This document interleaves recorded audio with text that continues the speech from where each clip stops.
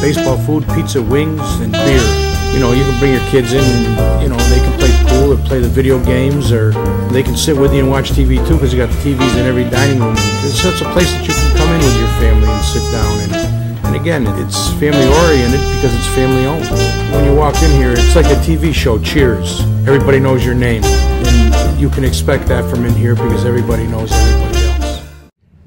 Sideline Guys back here at sidelineguys.recordernews.com for yet another episode, brought to you as always by our friends at Crystal Ristorante, 72 Lion Street in Amsterdam, alongside Michael Kelly. I am Adam Schinder, and Michael, we're a little less than 2 weeks into the Amsterdam Mohawks season. They've had a couple weekend home games washed out, but they're 4-3, and it looks like this team's offense is starting to hit its stride. Yeah, well, we're starting to hit the point in the season where, we're really into the season. We're 7 games in, and we maybe know a little bit about these guys. I guess we've gotten about 20 at-bats now from our everyday players. Who's impressed you the most? So far the guys that impressed me, Andrew Green, last Tuesday night at Cooperstown, really showed why he's been the guy that Keith Griffin's really been leaning on at the top of that lineup for the most part at the beginning of this season.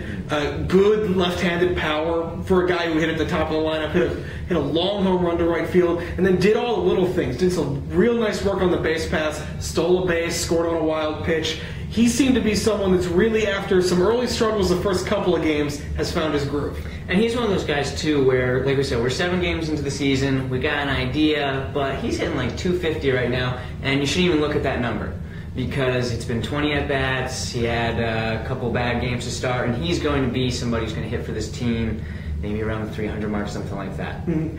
And then you look at what was really the struggle with this team the first couple of days of the season was the fact that there was really no power whatsoever from the middle of the lineup. Just Keith couldn't find that combination of guys he wanted to use that 3, 4, 5 spot. And now it seems like he's started to find the guys. He's found Caleb Bryson. He's found Josh Nethaway, who's pretty much settled into that number 3 role. He's found Cody Ortman. He's found Parker Moore. And there's 4, 5, 6 guys that he can put in the middle of that lineup, and it gets scary. And Bryce, he's hit a couple home runs so far, but it seems like this team might have 4 or 5 guys with gap power. Because we've seen multiple guys, there's about 6 or 7 guys on this team right now with like 2 or 3 doubles, which, maybe it's not going to be a home run hitting team, but they're going to be able to knock some guys around the bases with one swing. And I'll tell you, I'll be really impressed. Last night, Caleb Bryson hit 2 home runs out in Little Falls, and that park out in Little Falls is a cavern. 380 feet to left field, 370 feet to right, down the line. One of the oddest shaped ballparks I've ever seen. And then it didn't count, it was an exhibition game, but he hit a long one in their game last Thursday against the Tri-County Bees. He's someone that when he gets a hold of it, it's going a long way. Right, and so now they've kind of solved that problem where they're scoring some runs now, and now it's going to be about the pitching, which really, at this level, that's what it's all about, is do you have the arms or do you not have the arms? Yeah, and so far it's just been the starting pitching just hasn't gotten stretched out yet. No one's really gone longer than 5 innings. These guys are just kind of working through things. Austin Salter had a real tough start Saturday in Glens Falls. Mark Leiter had a real good start after a rough start, his first one of the season. Nick Polzinelli's probably been the best starting pitcher on this team so far. He's 2-0 and he's looked real good both times out.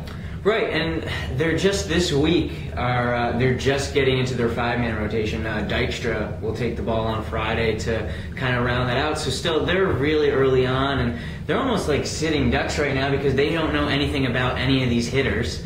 And they're going up there, attacking them, and giving them things to hit to see what it is that they have for later in the season when these games really do start to matter. No, there's still a few teams in this league. They still have not played Newark. They still have not played Watertown. They'll see them both in the coming weeks. They've still only played a team like Mohawk Valley once. They've played Glens Falls twice. What I've been impressed about with this team as well, the starters have been just kind of getting into form, stretching themselves out. Most of this bullpen has been really good. Abram Williams, of course, is kind of the known factor, and he's been very good, 4 or 5 shutout innings. But guys like Derek Brewer, Bryce Eisenbart, they've been very good coming in and getting some innings. Yeah, I think, and Derek Brewer has been kind of the guy who I think he's really caught Keith's eye. Because he's been getting a lot of work, and I don't think there's not that many arms coming out of that bullpen who don't have a ERA of 0 right now. No, they're really, really pitching well as a group, which is going to be a big help because they're still this is a Keith Griffin team.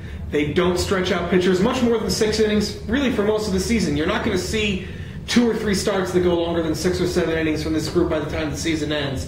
he gets everybody work. They work on basically a schedule unless certain matchups provide for it. And going forward, this is really where this team starts to have its big stretch. They're off tonight. They have two straight games at Elmira, another night off, and then starts a really big stretch, starting with what's going to be a crucial doubleheader Friday night against first place Glens Falls. If the Mohawks can come out of these next four games against two teams with at least 3 wins, they're going to be in really good shape.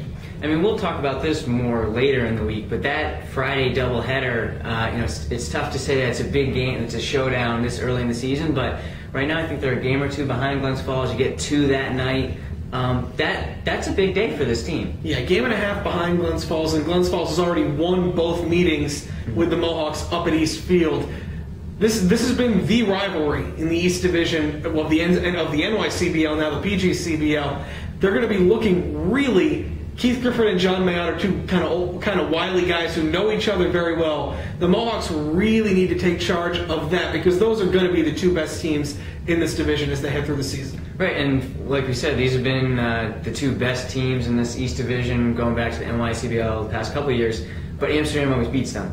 And this year it's been a different story, and I think the people up in Glens Falls like that. They very much do, and it has kind of turned out like that the past couple of seasons where Glens Falls kind of gets the advantage early in the season. Last year, Glens Falls came into Shuttleworth Park on opening night, shut out the Mohawks 1-0, and the Mohawks really went on to dominate that rivalry through the rest of the year. Same thing 2 years ago, where after they kind of were even at the start of the season, the Mohawks turned it on, and they won. That was a team that won 26 of its last 29 games, so they just beat everybody.